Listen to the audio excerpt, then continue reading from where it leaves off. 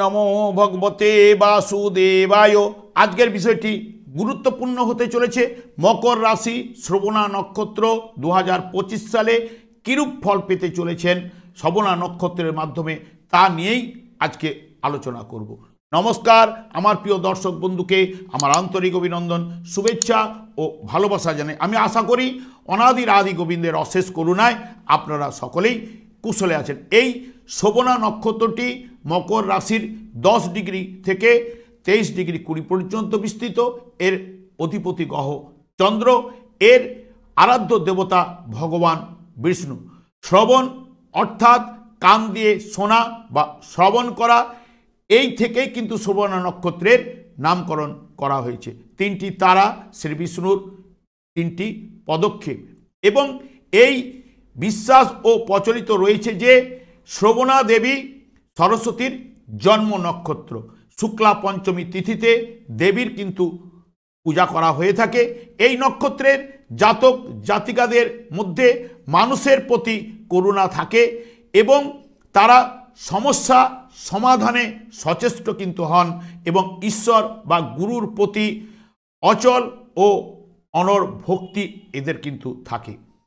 এই নক্ষত্রের জাতক জাতিকাদের মধ্যে যাদেরকে সাহায্য করবেন তাদের কাছ থেকে প্রতিদান স্বরূপ কোনো প্রত্যাশা কিন্তু করে না, এবং বরঞ্চ তিনি অপরের প্রতারণার পাত্র হয়ে থাকেন।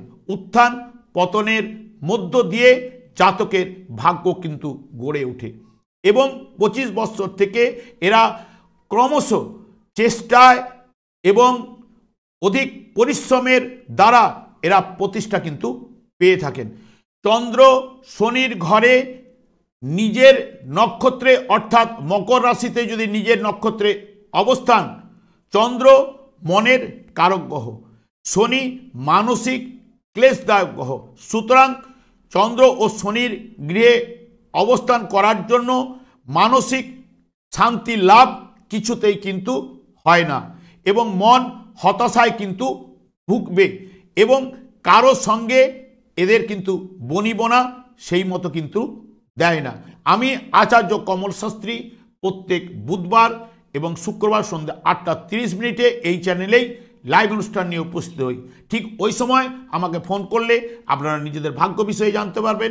তাছাড়া বিভিন্ন ধরনের ভিডিও আপলোড করে থাকি, সেগুলি পাওয়ার জন্য আমার চ্যানেলটিকে সাবস্ক্রাইব করে বেল আইকনে ক্লিক করে নিন।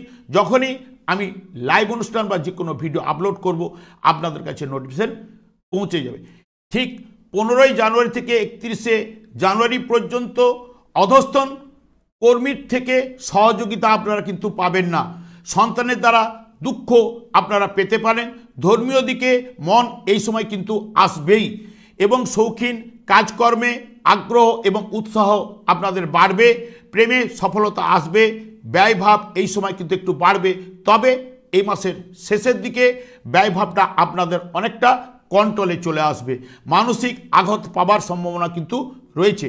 ঠিক 1 ফেব্রুয়ারি থেকে মার্চের 4 তারিখ পর্যন্ত সুখের প্রবৃত্তি আপনাদের আসবে। কিছুটা কল্পনাপ্রবণ মানসিকতা আসবে। ভোগ সুখ এবং খাদ্য গ্রহণ করার প্রবৃত্তি কিন্তু আপনাদের কাছে ফুটে উঠবেই।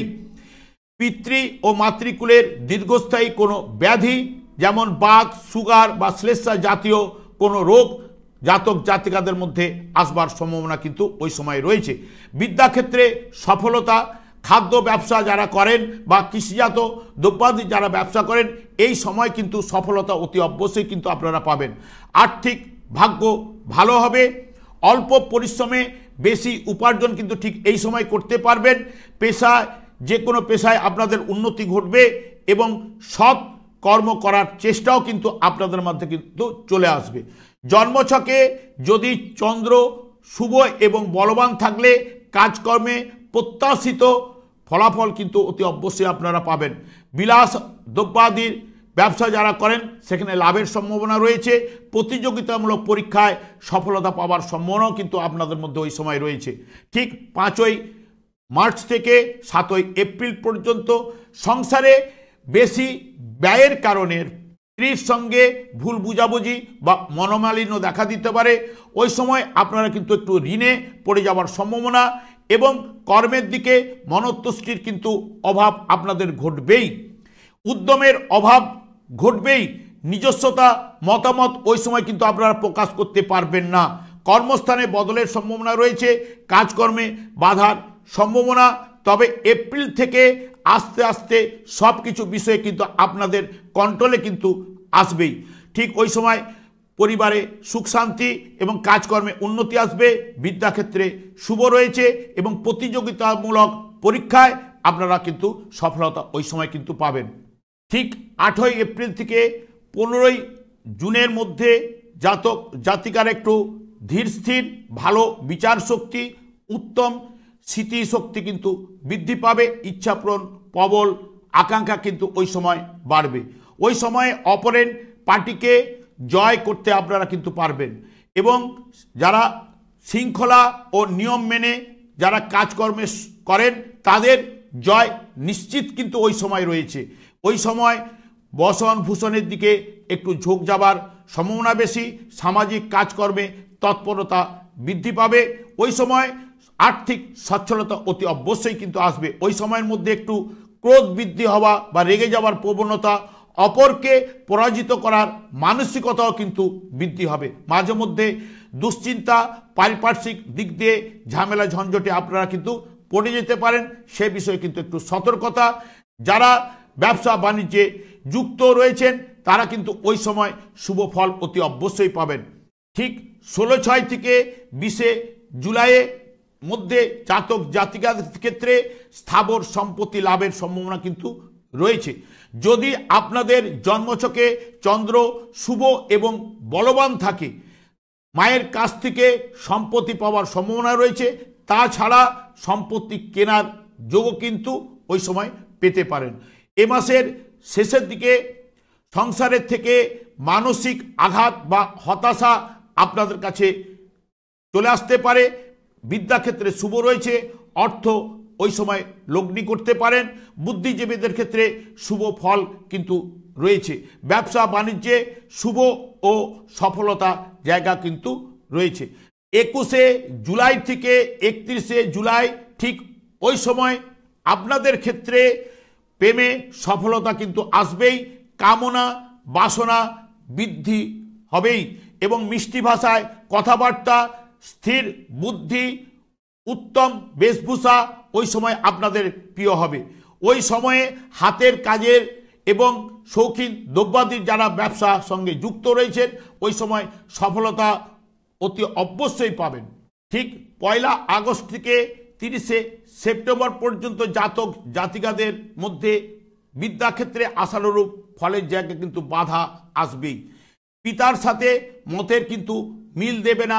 ব্যবসা বাণিজ্যে ওই সময় আপনারা মিশ্র ফল পাবেন এবং সতর্কতার মাধ্যমে কিন্তু আপনারা অর্থনৈতিক লেনদেন কিন্তু করবেন এবং ওই সময় কিন্তু মাতার সঙ্গেও কিন্তু ভুল বোঝাবুঝির সম্ভাবনা রয়েছে।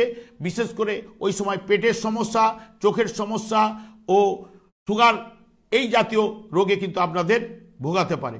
ভোগ সুখ খাদ্য গ্রহণ করার প্রবৃত্তি ওই সময় কিন্তু আপনাদের ফুটে উঠবে। বেশভূষার প্রতি আকর্ষণ কিন্তু বৃদ্ধি বাড়বেই এবং প্রেমে পড়ে যেতে পারেন। মানসিক শান্তি এবং পরিবারে শান্তি কিন্তু ওই সময় থাকবে। সন্তানদের বিদ্যাক্ষেত্রে শুভ রয়েছে, কাছে পিঠে ভ্রমণ করার জায়গাও কিন্তু আপনারা ওই সময় পাবেন এবং ঠিক 1 অক্টোবর থেকে 31 পর্যন্ত চন্দ্র যদি আপনাদের জন্মছকে শুভ বা বলবান থাকলে পরিবারে উন্নতি, মানসিক আনন্দ লাভ, ভাগ্য ওই সময় আপনাদের সহায় হবে। ধর্মকর্মে মতি কিন্তু আসবে। ব্যবসা বাণিজ্য কাজকর্মে সফলতা অতি অবশ্যই পাবেন। যদি চন্দ্র অশুভ থাকলে আর্থিক ব্যয়, মায়ের স্বাস্থ্যহানির সম্ভাবনা, ব্যবসায় লোকসান, অস্ত্রোপচারের যোগ কিন্তু ওই সময় নিয়ে আসবে। জ্ঞান লাভের ক্ষেত্রে আগ্রহ কিন্তু বাড়বে। বিদ্যাক্ষেত্রে সফলতা, আনন্দ অনুষ্ঠানে যোগদান করার প্রবণতা, গৃহে আত্মীয় সমাগম। যদি চন্দ্র অশুভ থাকলে বুদ্ধির বিভ্রাট ও মানসিক অস্থিরতা এবং প্রতারণায় আপনারা কিন্তু পড়ে যেতে পারেন। অর্থ লগ্নিতে কিন্তু বাধা আসবেই। চন্দ্র যদি ওই সময় শুভ থাকে এবং বলবান থাকলে আর্থিক লাভ, বিলাস দ্রব্যাদির ব্যবসায় সফলতা, মানসিক শান্তি, কাজকর্মে সফলতা এবং উন্নতি আসবেই। প্রেমে সফলতা পাবেন। চন্দ্র দুর্বল থাকলে প্রণয়ে বাধা, হতাশা এবং দাম্পত্য জীবনে সুখের আনি কিন্তু ঘটাবেই ঠিক বছরের শেষের দিকে। যদি আপনারা মনে করেন বাড়িতে যদি আপনাদের কোনো তুলসী গাছ থাকে, তুলসী গাছে প্রত্যেক দিন জল দিবেন এবং ধূপ দিয়ে নিজেদের মনস্কামনা জানাবেন এবং প্রত্যেক বৃহস্পতিবার করে জলের সঙ্গে দুধ মিশিয়ে তুলসী গাছটাকে স্নান করিয়ে ধূপ দেখাবেন, নিজেদের মনস্কামনা জানাবেন। তাছাড়া শনি ঘরে যেহেতু চন্দ্র অর্থাৎ শোভনা নক্ষত্রটি অবস্থান করছে, এই শোভনা নক্ষত্রে যারা জাতক জাতিকারা জন্মগ্রহণ করেছেন তাদের ক্ষেত্রে শনিকে আপনারা সন্তুষ্ট করুন, কারণ চন্দ্র এবং শনি দুজনের কিন্তু মিল মিস দেয় না। ঠিক দেখবেন কর্কট রাশির ঠিক অপোজিট ঘরটি রয়েছে শনির ঘর এবং সিংহ রাশির অপোজিট ঘরটাও রয়েছে কিন্তু শনির ঘর। দুটো শনির ঘরকে দেওয়া হয়েছে পাশাপাশি, যেটা হচ্ছে টোটাল কর্মের জায়গা এবং সাকসেসের জায়গা এবং কর্মফলদাতা শনি নিজেই।